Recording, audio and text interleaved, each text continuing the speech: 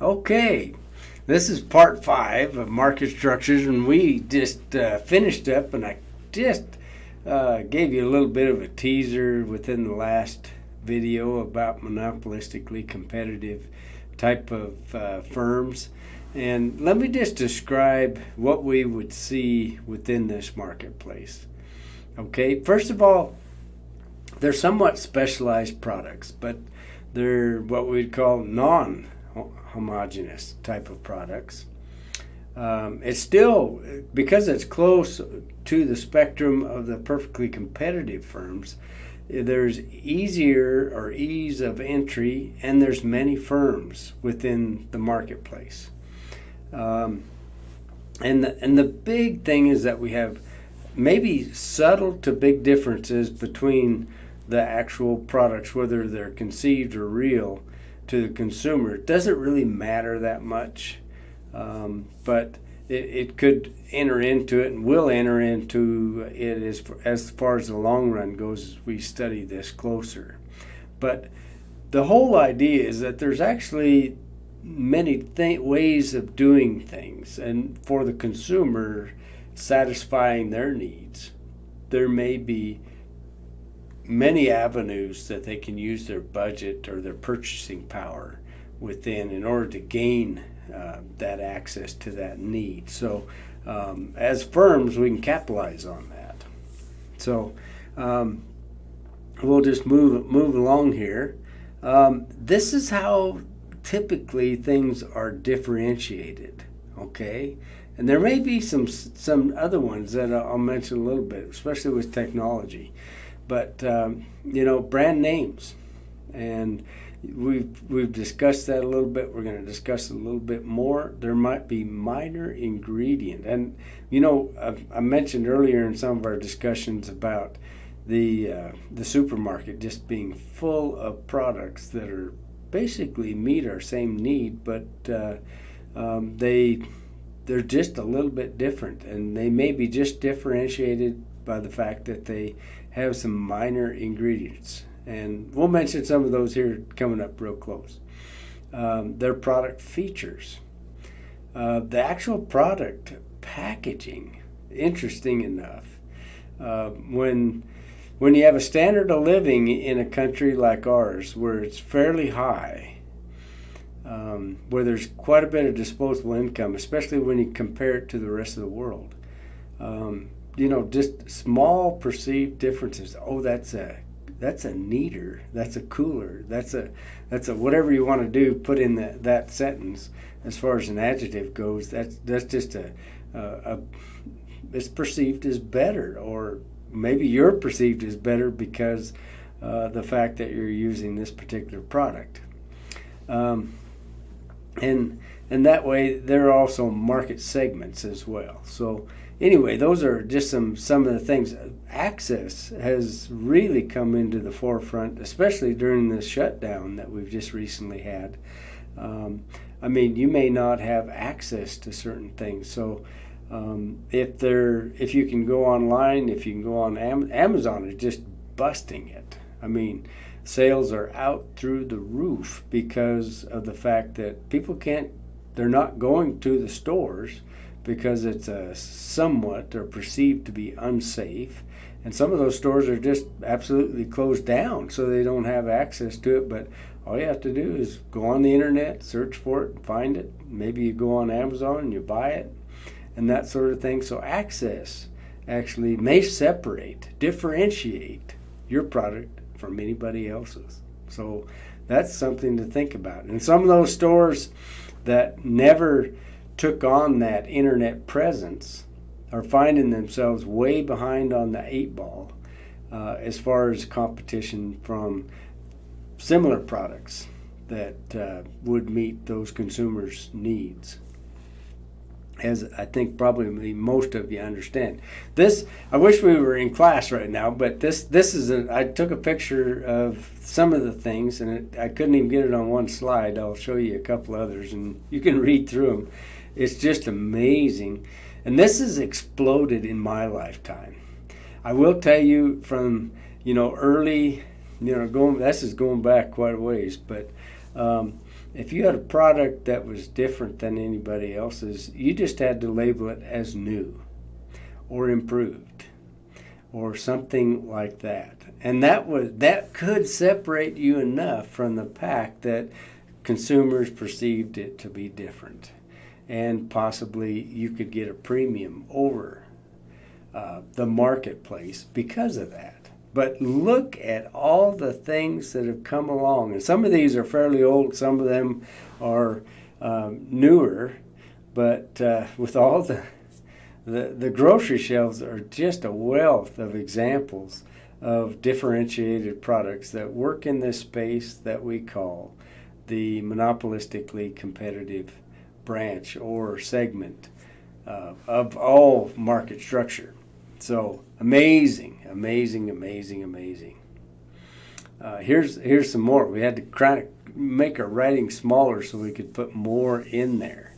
Cage free. Anybody? I mean, that's only been around for a few years. Free range, grass fed, non pasteurized, raw. These are things that actually, if we were to go back 100 years, might have different perceptions from the consumer. Repurposed, traceable, single source, low carbon footprint, farm raised, fresh, not frozen, sugar free, ethically produced or sourced. Just amazing how firms have actually differentiated their product in a lot of ways. Cholesterol free, whatever the major diet fads are, boy oh boy, we get a brand new selection of different food sources because of that. So anyway, I find that very, very interesting. Maybe you will too. The thing that we want to study as economists, okay, how do we maximize our profits? And it just so seems, and I can't overemphasize this, and I'm going to state it one more time, is that our cost structures are very dependent, of course, on this production function that relies on how much input, which is directly related to the amount of output. So input-output relationship that we have. And so our cost structure remains very, very similar. Our cost curves will actually follow the patterns that we've already established and studied. So we're working under the same kind of guidelines as far as the cost portion of the whole equation of what as we try to actually figure out where our maximum profit, minimized loss is within the particular firm. So especially in this case, and I mean, I've mentioned it, we do study long run economics on a regular basis and that sort of thing, but it's probably easier to depict within the monopolistically competitive firms as they move out into the space and move out into time. We can show those things. It's a little more compressed typically, especially compared to the monopolist. But in the short run, the firm introduced that new or improved, that we'll say, differentiated product. Maybe they do make some real changes. Maybe they just change the packaging. But whatever it is, we call that a quasi-monopoly because they've cornered the market. It's usually not a patentable change within the product, but it fills that gap or that need within the consumer buying decisions. And so they get a direct impact of they actually get an advantage, a competitive advantage to any other firm within that space. And hopefully that's what they're hoping for, okay? And maybe they have a lot of data to back that up and that sort of thing. That's another realm of economics that we study, is that can we produce something that is going to actually take the market? So we are actually taking some marketplace away from some of the other firms. And all we have to take is a little bit from everybody, and we end up with a lot, if you know what I mean, since the market space for some of these products are quite large. And over the long run, since there are no barriers or very few barriers, the other competitors catch up. So if we're not changing, if we're just staying in the same space, we actually lose marketplace to the rest of them catching up. And that's when we study our cost structures compared to our revenue streams, then that's where the interesting part of it happens. And I want to show you, as we move out into that marketplace with this differentiated, this monopolistic, quasi-monopoly product, we can actually price our product at a premium, and all we have to meet is where marginal revenue equals marginal cost. Given our cost structure, and we've got one depicted on the screen here, all we have to do is follow our marginal cost stream, and we want to actually intersect the marginal revenue curve. Okay, at that point, that gives us the output that we will maximize our profits at. And if we come up to our average revenue curve, which is our demand curve in this case that we've built with this new differentiated product, we can come up and price it at this point right here, because this is our demand curve. And we have a quasi-monopoly happening here, so that our demand is our average revenue curve at this point. So we can extract this much profit right here, this rectangle, out of the marketplace by differentiating ourselves to a certain extent. All right? So in the short run, this is a phenomenal thing that we play on in business. Now, if we go out into time a little bit, and we'll call this the medium run, and we don't always talk about the medium run, but it'd be different for different markets, different consumer needs, different products, and that sort of thing. How fast competitors can catch up with us because there's no barriers, and compete with us on a head-to-head basis, and that sort of thing. We're actually going to see a steepening of our demand curve, our average revenue curve, because of that. And it also, because of that, because we studied our revenue curves before, our relationships, that it's also going to steepen our marginal revenue curve. Okay? So it's like this, and it moves like this because of the fact that people are catching up. They're watching us. They're saying, well, they did that. We can do at least what they're doing, or maybe we can do something better. So it causes us to actually change. In our cost structure hasn't changed at this point. So we're actually going to find a different output to maximize our profits at this point, because the steepening of these particular revenue curves and our demand curve. Okay, so at this point, as you can see, if you were to compare the last slide to this one, we would actually see that our profits are shrinking because we're losing market share. In this case, our competitors are catching up to us. Maybe we were the first one to put our product out there on the internet, so we have access to all the customers that are available on the internet. But as our competitors actually catch up with the same product on the internet, then our market share is going to shrink. Maybe we took away some of their original market source or space, and that sort of thing. So there's kind of like an expansion and then a contraction as we get into it, and our competitors actually catch up to us. So there might be a place that we still our level of output and a price which will actually give us a profit in the medium term, but it's shrinking. And this is kind of typical for these kinds of things to happen within this space or this structure. In the long run, this continues to shrink as our competitors actually maybe put out products that are perceived or are actually better than ours are if we don't change. So I guess the biggest takeaway from this and looking at this graph, it's going to actually place us in a place where we're going to be forced where our demand curve actually steepens up enough to where it actually is tangent to our average total cost curve.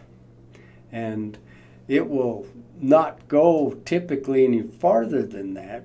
And we may, of course, if we're just making up our total cost equal total revenue in this case, we don't have, a whole lot of length of time to run our businesses. I mean, we have to actually extract the profit out of the marketplace in order to stay sustainable. So we're going to have to, maybe we do it a little bit before this. If we recognize the trend, then we come out with a better product. We improve our service, we improve our product, and that sort of thing. We change the perception of what the consumer thinks of our product, maybe corner more of the marketplace, and then that will flatten out our demand curve and change our marginal revenue again.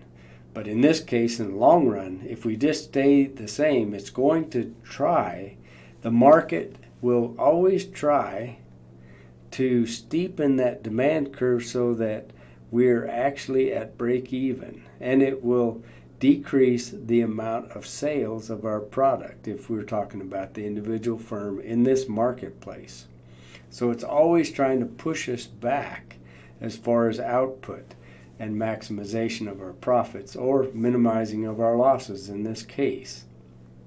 So at this time, if we're going to survive, we better come out with something a little bit better in all of that. Okay?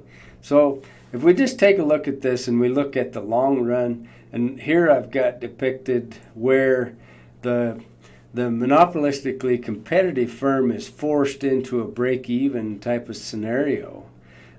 That's where the market wants to put you back to all the time. And in the perfect competition sense, we have a flat demand curve, flat average revenue curve, or price, and it's always trying to bring us back to that particular demand curve. And in the case of perfect competition, that's why we have cyclical nature to those markets typically. But it could force many of the firms down below that and then eventually back above it, as because of the barriers not being there, people are able to get in and out of the market and that sort of thing. And this is what we see with the monopolistically competitive firm.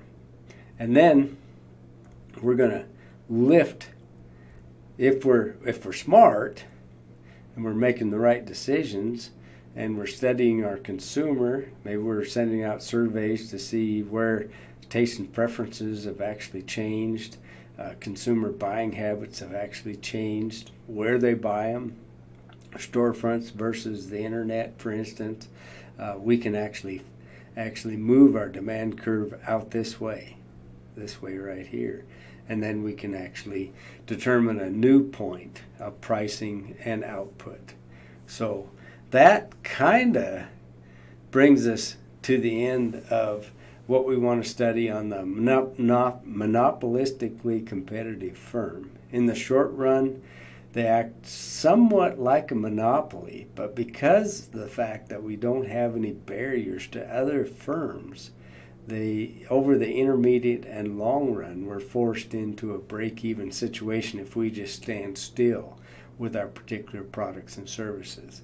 So hopefully you've kind of enjoyed this, maybe learned something about it, maybe it's some takeaways.